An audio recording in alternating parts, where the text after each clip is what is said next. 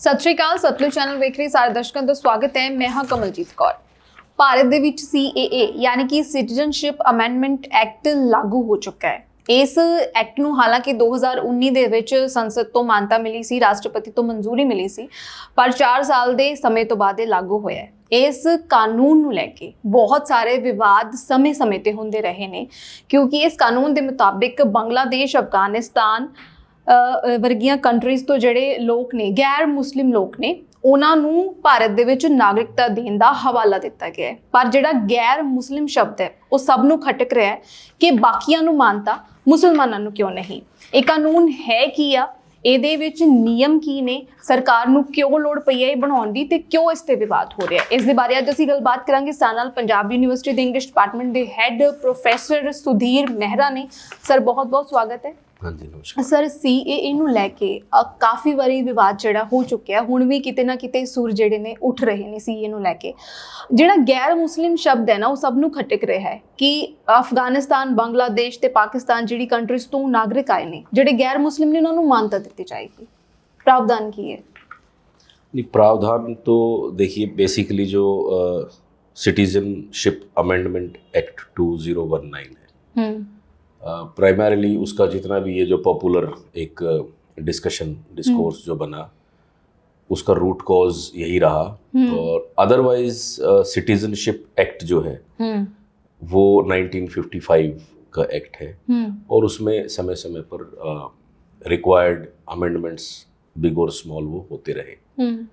लेकिन 1955 से 2019 तक पहुँचते पहुँचते 2003 में भी इस पे कुछ जो सरकार थी, उन्होंने उस वक़्त नेशनल रजिस्टर जो NRC जिसको हम कहते हैं, उसके ऊपर भी अपना जो एक चिंतन जो था वो जाहिर किया था कि भी क्योंकि स्टेट चाहता था कि एक जो रजिस्ट्रेशन है हो। लेकिन ये जो NRC और CAA 2014 के बाद इनमें जो रंग है, जो राजनीति का रंग है, वो इनको स्पेशल बनाता है। अदरवाइज सिटीजनशिप देना, लोगों का छोड़ देना, किसी दूसरे देश की सिटीजनशिप ले लेना, ये कोई बहुत सेंसेशनल और बहुत कंट्रोवर्शियल मुद्दा कभी रहा नहीं। माइग्रेशन आज का नहीं है, माइग्रेशन एक हिस्टोरिकल प्रोसेस है, और फोर्स्ड माइग्रेशंस भी रहे हैं। तो अब यहाँ इशू ये है कि एक खास राइट विंग पॉलिटिक्स इसके सेक्युलर कैरेक्टर को, ये भी कहा जा रहा है कि इस कानून को धर्म के नाल जोड़ा जा रहा है। नहीं, यही मैं कह रहा हूँ कि इसका जो सेक्युलर कैरेक्टर था, जो ऑब्जेक्टिविटी थी, जो लॉ का एक गुण होता है कि लॉ जो है वो ऑब्जेक्टिव होता है, वो सब्जेक्टिव नहीं हो सकता। दूसरा जो हमारे कॉन्स्टिट्यूशन का जो एक कैरेक्टर है कि कोई भी जो लॉ है वो इंक्लूसिव होगा, वो एक्सक्लूसिव नहीं होगा। अगर आप पूरे संविधान को पढ़ेंगे, और जिस तरह से बाबा साहब अम्बेडकर ने संविधान की अपने सभी कॉन्स्टिट्यूंट असेंबली के साथियों के साथ मिलकर जो रचना की, तो उस पूरे कॉन्स्टिट्यूशन को क्या चीज़ जोड़ती है? वो जोड़ती है उसका इंक्लूसिव कैरेक्टर। जहाँ जहाँ कभी किसी सरकार ने किसी भी ऐसे लॉ को या किसी पुराने लॉ को अमेंड करके या नए लॉ को लाने की कोशिश की जिसका एसेंशियल कैरेक्टर इंक्लूसिव नहीं है, उसको हमेशा एक कन्फ्रंटेशन बुद्धिजीवी वर्ग की तरफ से या विदेशों में वो फेस करना ही पड़ा है। और जो 2016 और 19 में जब CAA का जिक्र जब हुआ, और अमित शाह जी ने जब अग्रेसिवली इसको प्रपोज करने की कोशिश की, तो उसका अमेरिका में बहुत इंस्टीट्यूशनल लेवल पे काफ़ी उसको एक क्रिटिकल तरीके से देखा गया। और responsible institutions of America, responsible citizens of America, they started talking about leaving some kinds of ban or sanctions on these two political leaders of India. Primarily by name they said that Narendra Damodar Das Modi ji and Amit Shah ji, इनके ऊपर ये America में इस तरह का एक discourse पैदा हुआ। और आप देखिए कि भारत में जो एक पूरा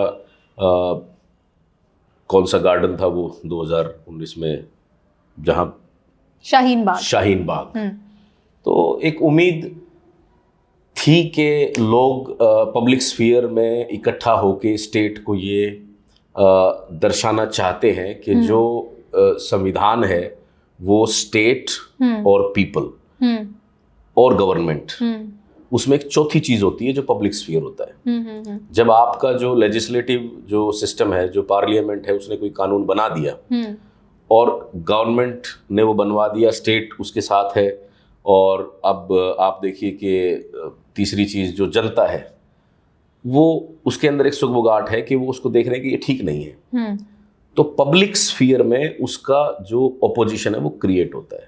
लेकिन आप देखेंगे हैरानी की बात है कि अभी रिसेंटली जिस समय पे सीए को फाइनली इम्प्लीमेंट किया गया, इस देश में अभी कोई आवाज़ जो है वो उठ नहीं रही है। ये कारण क्या है? क्योंकि शाहीन बाग का जो हुआ, it is very difficult to raise any movement और वॉइस इन दिस कंट्री। पर सर सवाल है कि इस कानून ਦੇ ਮੁਤਾਬਿਕ 31 ਦਸੰਬਰ 2014 ਤੋਂ ਪਹਿਲਾਂ ਜਿੰਨੇ ਵੀ ਸਿੱਖ, ਬੋਧੀ, ਜੈਨੀ, ਪਾਰਸੀ ਲੋਕ ਨੇ ਜਿਹੜੇ ਅਫਗਾਨਿਸਤਾਨ, ਪਾਕਿਸਤਾਨ ਜਾਂ ਬੰਗਲਾਦੇਸ਼ ਤੋਂ ਆਏ ਨੇ, ਉਹ ਭਾਰਤ ਦੇ ਵਿੱਚ ਨਾਗਰਿਕਤਾ ਲੈਣ ਦੇ ਹੱਕਦਾਰ ਨੇ। ਪਰ ਬੰਗਲਾਦੇਸ਼, ਅਫਗਾਨਿਸਤਾਨ ਤੇ ਪਾਕਿਸਤਾਨ ਇਹੋ ਜਿਹੀਆਂ ਕੰਟਰੀਆਂ ਨੇ ਜਿੱਥੇ ਮੈਜੋਰਿਟੀ ਆਫ ਮੁਸਲਿਮਸ ਰਹਿੰਦੇ ਨੇ। ਫਿਰ ਮੁਸਲਿਮਸ ਨੂੰ ਅਧਿਕਾਰ ਕਿਉਂ ਨਹੀਂ ਹੈ? ਬਹੁਤ ਸਾਰੇ ਸਵਾਲ ਇਹ ਨੇ ਕਿ ਜਾਤੀਵਾਦ ਤੇ ਧਰਮਵਾਦ ਦਾ, ਜਾਂ ਫਿਰ बीजेपी ਜਿਹੜੀ ਹੈ ਮਾਈਨੋਰਿਟੀਜ਼ ਦੇ ਉੱਪਰ ਹਮੇਸ਼ਾ टारगेट कर दी है। नहीं, ये तो मैंने पहले कहा ना कि जो सिटीजनशिप एक्ट है, सिटीजनशिप एक्ट जो है उसका कैरेक्टर बीजेपी की सरकार के आने से पहले सेक्युलर था। ये बात बिल्कुल तय है कि the addition of the criteria of religion, the addition of the criteria of religion makes it an exclusive law. That is what I was telling you कि the character of the law is not inclusive, rather it has opted that criterion consciously, politically, strategically, and it certainly indicates that there is a political interest. It is politically orchestrated. It has been politically conceived. It shows कि ये human rights की बात करता है, लेकिन ये constitutional level पे एक एक्सक्लूसिव और ह्यूमन राइट्स के साथ सबसे बड़ा एक वायलेशन। क्योंकि ह्यूमन राइट्स ये बोलते हैं कि आप, जैसे आर्टिकल 14 है, आर्टिकल 15 है, आर्टिकल 21 है, तो आप देखेंगे कि right to life, right to liberty, जो हमारा देश का जो लॉ है, जो लॉ ऑफ द लैंड है, उसमें सारे कानून इस तरीके के हैं कि वो right to equality, right to life और राइट टू लिबर्टी, उसमें लिखा है कि एनी पर्सन। जब हमारे संविधान में जब शुरुआत में इसको कंसीव किया गया, इसकी सृजना हुई, तो आप देखेंगे कि उन लोगों के दिमाग में और इन लोगों के दिमाग में जो वैचारिक जो दूरी है, जो जिसको पाटना असंभव है, और अनफॉर्चुनेटली ये लोग सरकार में हैं। तो सरकार में होने का नाजायज जो फायदा है, आप उस एनी पर्सन को रिप्लेस कर रहे हैं। This is the only amendment. इस सिटीजनशिप जो हमारा, जिसको बोलते हैं इंडियन नेशनैलिटी लॉ जिसको कहते थे, इसमें अमेंडमेंट क्या है? इसमें सिर्फ यही अमेंडमेंट है कि एनी पर्सन को हटा के आपने उसमें धर्म का क्राइटेरिया डाल दिया। तो ये जाहिर है, और ये इन्होंने किया है, ये धक्काशाही है, और इसमें जो है दे आर इन पावर, तो they are enjoying the fruits of power and the. Amit Shah ਦੀ ਸਟੇਟਮੈਂਟ ਸੀਏ ਤੋਂ ਬਾਅਦ, ਲਾਗੂ ਹੋਣ ਤੋਂ ਬਾਅਦ ਸਾਹਮਣੇ ਆਈ ਸੀ। ਉਹਨਾਂ ਨੂੰ ਸਵਾਲ ਕੀਤਾ ਸੀ ਕਿਸੇ ਨੇ, ਕਿਉਂਕਿ ਵਾਰ-ਵਾਰ ਇਹੀ ਸਵਾਲ ਹੋ ਰਿਹਾ ਕਿ ਗੈਰ ਮੁਸਲਿਮਾਂ ਨੂੰ ਮਾਨਤਾ ਕਿਉਂ, ਮੁਸਲਿਮਸ ਨੂੰ ਕਿਉਂ ਨਹੀਂ। ਤਾਂ ਅਮਿਤ ਸ਼ਾਹ ਨੇ ਹਵਾਲਾ ਦਿੱਤਾ ਸੀਗਾ ਵੀ ਜਿਹੜੇ ਇਹ ਕੰਟਰੀਜ਼ ਨੇ, ਇਹ ਮੁਸਲਿਮ ਮੈਜੋਰਿਟੀ ਕੰਟਰੀਜ਼ ਨੇ, ਔਰ ਕਦੇ ਵੀ ਕਿਸੇ ਨਾਲ ਧੱਕੇਸ਼ਾਹੀ ਹੁੰਦੀ ਹੈ ਜਾਂ ਕੋਈ ਵੀ ਮਤਲਬ ਪ੍ਰੋਬਲਮ ਹੁੰਦੀ ਹੈ ਜਾਂ ਦੰਗਾ ਫਸਾਦ ਹੁੰਦਾ ਹੈ, ਵਿਤਕਰਾ ਹੁੰਦਾ, ਉਹ ਹਮੇਸ਼ਾ ਘੱਟ ਗਿਣਤੀਆਂ ਨਾਲ ਹੁੰਦਾ ਹੈ, ਮਾਈਨੋਰਿਟੀਜ਼ ਨਾਲ ਹੁੰਦਾ ਹੈ। ਇਸ ਕਰਕੇ ਮੁਸਲਮਾਨਾਂ ਨੂੰ ਉੱਥੇ ਮੈਜੋਰਿਟੀ 'ਚ ਰਹਿੰਦੇ ਨੇ। ਇੰਡੀਆ ਦੇ ਵਿੱਚ ਇਸੇ ਕਰਕੇ ਇਸ ਕਾਨੂੰਨ ਦੇ ਅਧੀਨ नहीं रखा गया, क्योंकि माइनॉरिटीज नाल धक्का होंदा है, मेजॉरिटी नाल नहीं। तो इसमें तो आप देखो, अगर ये क्राइटेरिया भी हो कि माइनॉरिटी के साथ मेजॉरिटी का जो प्रोसिक्यूशन का जो एलिगेशन है, तो फिर तो म्यांमार में बुद्धिस्ट बिल्कुल मेजॉरिटी में है, और रोहिंग्याज का क्या हाल है। और आप देखोगे कि अपना श्रीलंका में जो तमिल जो है, उनके साथ बुद्धिस्ट कंट्री है, तो बुद्धिस्ट कंट्री होने के साथ साथ वहाँ पे आप देखो तमिल्स के साथ क्या हुआ है।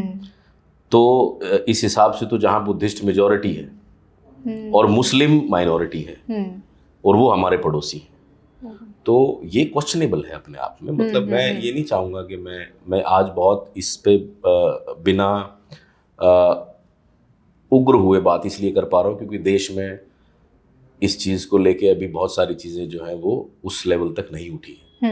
तो हमें भी लगता है कि लोगों ने अब शायद मत का प्रयोग करने की ठान ली हो, रादर देन आप सड़कों पर उतरें। वो काम हो चुका और चुनाव बड़े नज़दीक हैं, तो मुझे महसूस होता है कि लोगों का इस तरह से अग्रेसिवली वॉइस ना करना कहीं ना कहीं वो वोट जो डलेगा उसमें जाहिर होगा, ऐसा मेरा विश्वास है। ਸੁਪਰੀਮ ਕੋਰਟ ਦੇ ਵਿੱਚ ਵੀ ਇਹ ਮਸਲਾ ਪਹੁੰਚਿਆ ਹੋਇਆ ਹੈ ਨਾ। ਤ੍ਰਿਣਮੂਲ ਕਾਂਗਰਸ ਦੀ ਮਹੁਆ ਮੋਇਤਰਾ ਨੇ ਵੀ, ਹੋਰ ਵੀ ਪੋਲੀਟੀਸ਼ੀਅਨਸ ਨੇ, ਇਸ ਤੋਂ ਇਲਾਵਾ 200 ਦੇ ਕਰੀਬ ਜਿਹੜੀਆਂ ਪਟੀਸ਼ਨਸ ਨੇ ਇਸ ਦੇ ਅਗੇਂਸਟ ਗਈਆਂ ਨੇ। ਸੁਪਰੀਮ ਕੋਰਟ ਦਾ ਫੈਸਲਾ ਹਾਲੇ ਅੱਧ ਵਿਚਾਲੇ ਹੈ, ਉਹਦੇ ਇਨ ਬਿਟਵੀਨ ਜਿਹੜਾ ਇਹ ਕਾਨੂੰਨ ਹੈ ਇਹ ਲਾਗੂ ਕਰ ਦਿੱਤਾ ਗਿਆ। ਇਹ ਕਿੰਨਾ ਕੁ ਮਤਲਬ ਕॉन्स्टिट्यूशन ਦੇ ਅਧੀਨ है या फिर गैर कानूनी है? देखिए, सुप्रीम कोर्ट का तो मैं अभी पढ़ ही रहा था, तो मैं आपको स्टेटमेंट बताता हूँ कि Supreme Court has consistently read this requirement under equal protection to mean that no statute can be capricious, irrational और without any adequate determining principle. तो जब मैं ये आपसे जब बात कर रहा हूँ कि जो कैरेक्टर है उसमें लॉ इंक्लूसिव होगा, एक्सक्लूसिव नहीं होगा, लॉ आर्बिट्रेरी नहीं हो सकता। लॉ का जो सुप्रीम कोर्ट का जो जो जो इस पे आप कहिए कि जो उन्होंने जो उस पे संज्ञान लिया है जिस तरह से, तो वो this they are saying that no statute can be irrational and without any determining principle. So if the opposition was asking questions in the parliament, in Lok Sabha and Rajya Sabha, they were asking for a determining principle that the home ministry or the government must have communicated to this country, that this is the determining principle. Persecution of a few religious communities in selectively identified majoritarian countries which are Islamic in nature, ignoring those majoritarian countries which are non-Islamic and where Islamic community is minority and under persecution. So it exposes the very farcical, और जिसको बोलते हैं ना एक facade आपने जो बना रखा है कि आपकी कथनी और करनी और आप अपीयरेंस कुछ है, रियलिटी कुछ है, वो दिखता है। लेकिन आप इसको मानिए कि ये जो ताकत है, जो सरकार का जो अहंकार है, आप उम्मीद नहीं कर सकते जो सरकार अहंकार से भरी हुई हो उससे। सुप्रीम कोर्ट तो बहुत अच्छी बात है, वो तो करेगा ऐसी बात कि रैशनल की उम्मीद करेगा वो, लेकिन आम जनमानस को भी पता है कि जिसकी मति अहंकार से भारी हो वो तर्क विहीन हो जाता है। तो मैं कोई इसमें दुख नहीं कोई, और हमें उम्मीद है कि मत के प्रयोग से इसका जो रिस्पॉन्स है वो जनता को देना चाहिए। ठीक है, ਬਦਲਾਵ ਕੀ ਲੱਗਦਾ ਤੁਹਾਨੂੰ ਕਿ ਕਾਨੂੰਨ ਲਾਗੂ ਹੋ ਗਿਆ, ਹੁਣ ਭਾਰਤ ਦੇ ਵਿੱਚ ਕਿਹੜੇ ਬਦਲਾਵ ਆ ਸਕਦੇ ਨੇ ਇਸ ਕਾਨੂੰਨ ਦੇ ਨਾਲ? नहीं, भारत के अंदर कोई इसमें मैं ये बात बिल्कुल सतर्क पूरा जिम्मेवारी के साथ मैंने महसूस किया है कि ये कानून केवल राजनीतिक फायदों के लिए यूज होगा, और जो चीज़ राजनीतिक फायदों के लिए यूज होती है वो रूटीन में यूज नहीं होती है, वो टाइमिंग के साथ यूज, जब भी इसकी ज़रूरत होगी इसको यूज किया जाएगा। It will not be a part and parcel. ऐसा नहीं होगा कि ये कानून लागू हो गया तो वहाँ पे एक पूरा मैकेनिज़्म होगा हमारे जो एडमिनिस्ट्रेटिव सिस्टम में कि लोग अपना एप्लीकेशन लगाएंगे और फिर उनको यहाँ की citizenship. It will not be so sober and swift a manner in which this law is going to be implemented. लेकिन फिर भी बदलाव इसमें कुछ खास आएगा नहीं, क्योंकि मुझे लग रहा है कि बदलाव जो है वो 10 साल की जो सरकार है धरातल पे ये जो 400 पार और 370 पार और इस तरह के मतलब बचकाना जो स्लोगन्स मैं मानूंगा कि आप एक जिम्मेवार देश की एक जिम्मेवार सरकार चला रहे हो, तो मुझे लगता है कि जनता करेगी बदलाव, पीपल विल रिस्पॉन्ड। मैं इसलिए ये बात कह रहा हूँ, ये पॉलिटिकल बात है और आप मुझसे सवाल सीए पे पूछ रहे हैं, लेकिन मैं ऐसी बात क्यों कर रहा हूँ, ऐसा लगे कि भाई ये किसी पार्टी का प्रवक्ता है, लेकिन मैं बिल्कुल ऑब्जेक्टिवली एक आम बिना किसी पार्टी से रिलेटेड रैशनल बात करने की कोशिश कर रहा हूँ। मेरा मानना ये है कि अगर कोर्ट के कहने के बाद डिटरमाइनिंग प्रिंसिपल सरकार देने से मना करती है तो मैं एक पढ़ा लिखा इंसान होने के नाते डाउट करने का अधिकार रखता हूं कि there is something fishy, something strategic, something which is not clear, something which is not, that is why DY Chandrachud said कि आप सारा डेटा जो है वो ट्रांसपेरेंसी की बात है। ਲੋੜ ਕਿਉਂ ਪਈ, ਮਤਲਬ ਸਭ ਕੁਝ ਜੇ ਠੀਕ ਠਾਕ ਚੱਲ ਰਿਹਾ ਸੀ, ਸੀਏ ਵਰਗੇ ਕਾਨੂੰਨ ਲਿਆ ਕੇ ਮਤਲਬ ਲਾਗੂ ਕਰਨ ਦੀ ਲੋੜ ਕਿਉਂ ਪਈ सरकार ਨੂੰ? नहीं, कानून में फिर करो, कानून है, कानून ऑलरेडी इस देश में 1955 का कानून है। ये सीए के नाम से ये नहीं कि भाई ये बीजेपी ने कानून बनाया है। एक अमेंडमेंट मतलब किया, हाईलाइट करना बार एक बार, अमेंडमेंट किया, एक शरारत की, एक शरारत की कि कहते हैं कि कोई चीज जो बन चुकी हो, है ना, उसको आपने इम्प्रूव करना है या आपने उसको डिस्टोर्ट करना बिल्कुल, कानूनों है, दे उसका विच मखौल amendments होंदियां मखौल रहंदियां बोलते हैं उसकी, डिस्टोर्शन, अननेचुरल डिस्टोर्शन। तो मैं इसको अमेंडमेंट नहीं कहूंगा, क्योंकि अमेंडमेंट का मतलब भी बड़ा समझने, अमेंडमेंट मतलब सुधार, अमेंडमेंट को कानून में सुधार बोलते हैं। ये कानून में सुधार नहीं है, ये कानून के साथ एक छेड़छाड़ है, और इस छेड़छाड़ के परिणाम जो हैं वो सही कभी नहीं हो सकते। सुधार के परिणाम सही हो सकते हैं, कम हो सकते हैं, बहुत ज्यादा भी हो सकते हैं, लेकिन छेड़छाड़ के परिणाम कभी सही नहीं हो सकते। चाहे वो कितना ही इस चीज को प्रायोजित करने की कोशिश करें कि हम पाकिस्तान में बैठे हिंदुओं की और पारसियों की और सिखों की, अभी इन्होंने पंजाब में बैठे सिखों में एक बच्चे को गोली मार के इन्होंने मार दिया। बिल्कुल, ठीक है। तो अब बात तो ये है ना कि घर में जो है वो आपकी जो चिंता का जो जहां आपको चिंता करनी चाहिए वहां तो आप चिंतन भी नहीं कर रहे, और जहां आपको चिंतन करने की भी जरूरत नहीं है वहां आप चिंता करके विश्व गुरु का एक कि हम पूरे जो अपने घर को नहीं संभाल सकते। बिल्कुल, ਤੁਹਾਡੇ ਸਵਾਲ ਤੋਂ ਇੱਕ ਸਵਾਲ ਆਇਆ ਹੈ ਕਿ ਭਾਰਤ ਦੇ ਵਿੱਚ ਔਰ ਖਾਸ ਤੌਰ ਤੇ ਪੰਜਾਬ ਦੇ ਵਿੱਚ ਇੱਕ ਵੱਡਾ ਤਬਕਾ ਜਿਹੜਾ ਨਾ ਹੁਣ ਵਿਦੇਸ਼ਾਂ ਵਿੱਚ ਰੁਝਾਨ ਕਰ ਰਿਹਾ, ਮਾਈਗ੍ਰੇਸ਼ਨ ਕਰਨਾ ਪਸੰਦ ਕਰ ਰਿਹਾ ਪੰਜਾਬ ਦੇ ਨੌਜਵਾਨ। ਤੇ ਇਸ ਕਾਨੂੰਨ ਦੇ ਵਿੱਚ ਇਹ ਕਿਹਾ ਗਿਆ ਹੈ ਕਿ ਜਿਨ੍ਹਾਂ ਨੂੰ ਵੀ ਸਿਟੀਜ਼ਨਸ਼ਿਪ ਦਿੱਤੀ ਜਾਏਗੀ, ਜੋ ਭਾਰਤ ਤੋਂ ਬਾਹਰੀ ਨਾਗਰਿਕ ਨੇ, ਜਿੰਨੇ ਵੀ ਦੇਸ਼ਾਂ ਜਿਹੜੇ ਇਸ ਕਾਨੂੰਨ ਦੇ ਅਧੀਨ ਆਉਂਦੇ ਨੇ ਦੇਸ਼, ਤਾਂ ਉਹਨਾਂ ਨੂੰ ਸਰਕਾਰੀ ਨੌਕਰੀ ਦੀ ਸਹੂਲਤ ਮਿਲੇਗੀ, ਹੋਰ ਵੀ ਸਰਕਾਰੀ ਸਕੀਮਾਂ ਦਾ ਲਾਭ ਮਿਲੇਗਾ। ਪਰ ਜਿਹੜੇ ਭਾਰਤ ਦੇ ਜਾਂ ਪੰਜਾਬ ਦੇ ਨਾਗਰਿਕ ਨੇ, ਇਸ ਦੇਸ਼ ਦਾ ਹਿੱਸਾ ਨੇ, ਉਹ ਮਜਬੂਰ ਨੇ ਮਾਈਗ੍ਰੇਸ਼ਨ ਕਰਨ ਤੇ ਵਿਦੇਸ਼ਾਂ ਵਿੱਚ ਜਾ ਕੇ ਰੁਜ਼ਗਾਰ ਕਮਾਉਣ ਤੇ। देखिए, आप दुखती रग छेड़ रहे हैं अभी। मैं ये मानता हूँ कि मैं एक हरियाणा के एक ज़िले रोहतक से यहाँ आया था, और मुझे यहाँ 21 साल हो गए चंडीगढ़ में। तो मैंने पंजाब को बड़ी नज़दीक से देखा है, और एक स्टूडेंट के तौर पे देखा है, एक सीखना, एक जानना। तो पंजाब एक, वो कहते हैं ना, स्नाइपर शॉट पे है, और पंजाब हमेशा ही स्नाइपर शॉट पे रहा है, और जो जिसको मालूम हो गए वो स्नाइपर शॉट पे है। इधर यू, अब जब हमारे प्रधानमंत्री जी अभी गए वहाँ जम्मू कश्मीर, तो जम्मू कश्मीर में जाके उन्होंने रिसेंटली कहा कि मैं आपका दिल बदलने जीतने आया हूँ। तो वो यहाँ पंजाब से होते हुए गए, हवाई यात्रा से गए, जैसे भी गए, उन्होंने ये बात, वहां तो अब है ही नहीं कुछ, जब आप उससे नीचे प्रदेश में आप दिल जीतने की बात करिए, आप दिल जीतने की बात सरकारों से, और मैं ये कहूँगा इसमें आम आदमी पार्टी हो, बीजेपी हो, कांग्रेस हो, मैं ईमानदारी से बताऊंगा कि मैंने इस इंटरव्यू से पहले भी आपके साथ कुछ मुद्दे युवाओं के, बेरोजगारी के और संवैधानिक जो वायलेशंस के मैंने आपके साथ साझे किए। तो मैं ये बड़ी साफ गोई से कहता हूँ कि चाहे वो हिमाचल प्रदेश की कांग्रेस की सरकार हो, चाहे वो पंजाब की पिछली कांग्रेस की सरकार रही हो, चाहे वो अब यहाँ भाजपा की हरियाणा की सरकार हो, ये बात को कहने के लिए राहुल गांधी की जरूरत नहीं है कि बेरोजगारी है। बिल्कुल। और ये बात कहने के लिए हमें नरेंद्र मोदी की जरूरत नहीं है कि उसने रोजगार दे दिए।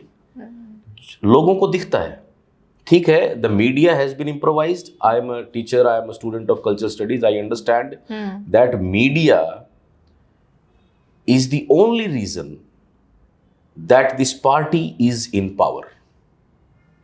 This for sure I can say. I don't know what is the status of EVM, what is the mood of the people, but this understanding के मुझे याद है कि 33% वोटर्स को बरगला के आप बहुमत की सरकार बना सकते हो एक मुद्दे पे, और बहुत सारे मुद्दे इन्होंने छेड़े हैं। राम मंदिर का मुद्दा इन्होंने छेड़ दिया। अब यहाँ पे ये आके इन्होंने they just talked about the CAA। तो ये सारे आप देखेंगे, ये सारे दे आर टू स्ट्रीमलाइन और एक्सपोज और you can say strengthen that polarisation. और हमारे गांव के और जो हमारे बेचारे भोले भाले लोग हैं वो कैसे फंस जाते हैं राजनीति में, हम देखते ही हैं। तो हमें थोड़ा सा ये उम्मीद होती है कि वो एक दिन इस बात को समझें और पहली जो प्राइमरी रिस्पॉन्सिबिलिटी है वो पंजाब के लोगों की है और सरकारों की जो है वो तो रीत यही रही है। आज की कोई नई बात नहीं है। कांग्रेस अपने राज में जिसने कुफर ढाना होता है तो वो ਜਿਹਦੇ ਹੱਥ ਵੀ ਸੱਤਾ ਹੀ ਤੇ ਲੋਕਾਂ ਨੇ ਆਪਣੇ ਆਪ ਨੂੰ ਆਪਣੇ ਘਰ ਨੂੰ ਆਪ ਹੀ ਬਚਾਉਣਾ ਹੈ। ਕਿਸੇ ਦੇ ਭਰੋਸੇ ਨਾ ਅਸੀਂ ਪੈਦਾ ਹੋਏ, ਨਾ ਅਸੀਂ ਕਿਸੇ ਤੋਂ ਉਮੀਦ ਕਰਦੇ ਕਿ ਉਹ ਸਾਨੂੰ ਆ ਕੇ ਕੁਝ ਦੇਣਗੇ। ਆਪਾਂ ਕੰਮ ਕਰਨਾ ਹੈ ਆਪਣੇ ਘਰ ਨੂੰ ਬਚਾਉਣ ਲਈ, ਭਜਣਾ नहीं है ਤੇ लड़ाई लड़नी है। और लड़ाई जो है वो स्टेट से नहीं लड़नी है, हालात से लड़नी है। जो धरातल पे आपके सामने जो चैलेंज है उस चैलेंज से अगर पंजाब का जो युवा है, पंजाब के जो बुजुर्ग हैं, पंजाब में जो बाहर से लोग आए हैं वो सब मिलजुल के पंजाब बना सकते हैं। क्योंकि शिक्षा का जो स्तर है आप देखिए कि मैं इस पे कहूँगा ज़रूर पंजाब सरकार के ऊपर कि पंजाब सरकार ने ढिंडोरा पीट रखा है अपना शिक्षा का। जैसे ही आम आदमी पार्टी की सरकार आई तो 2 प्राइवेट यूनिवर्सिटीज़ के वाइस चांसलर्स को राज्यसभा भेजा गया। बिल्कुल। तो CAA is timing and everybody is playing their politics. This is ਠੀਕ ਹੈ ਸਰ, ਬਹੁਤ ਬਹੁਤ ਸ਼ੁਕਰੀਆ ਸਾਡੇ ਨਾਲ ਜੁੜਨ ਲਈ। ਇਸ ਨੂੰ ਸਾਡੇ ਨਾਲ ਪ੍ਰੋਫੈਸਰ ਸੁਧੀਰ ਮਹਿਰਾ ਜਿਨ੍ਹਾਂ ਦੇ ਨਾਲ ਅਸੀਂ ਗੱਲਬਾਤ ਕੀਤੀ ਹੈ CAA ਨੂੰ ਲੈ ਕੇ। ਵਿਵਾਦਿਤ ਕਾਨੂੰਨ ਹੈ, ਵਿਵਾਦ ਲਗਾਤਾਰ ਹੁੰਦੇ ਰਹੇ ਨੇ ਔਰ ਇੱਕ ਗੱਲ ਇਸ ਇੰਟਰਵਿਊ ਵਿੱਚ ਨਿਕਲ ਕੇ ਸਾਹਮਣੇ ਆਈ ਹੈ ਕਿ ਧਰਮ ਦੇ ਨਾਂ ਤੇ ਰਾਜਨੀਤੀਕਰਨ ਇਸ ਕਾਨੂੰਨ ਦੇ ਤਹਿਤ ਹੋ ਰਿਹਾ ਹੈ। ਕੈਮਰਾਮੈਨ ਸਿਮਰਨਜੀਤ ਸਿੰਘ ਦੇ ਨਾਲ ਕਮਲਜੀਤ ਕੌਰ, ਸਤਲੁਜ TV, ਚੰਡੀਗੜ੍ਹ।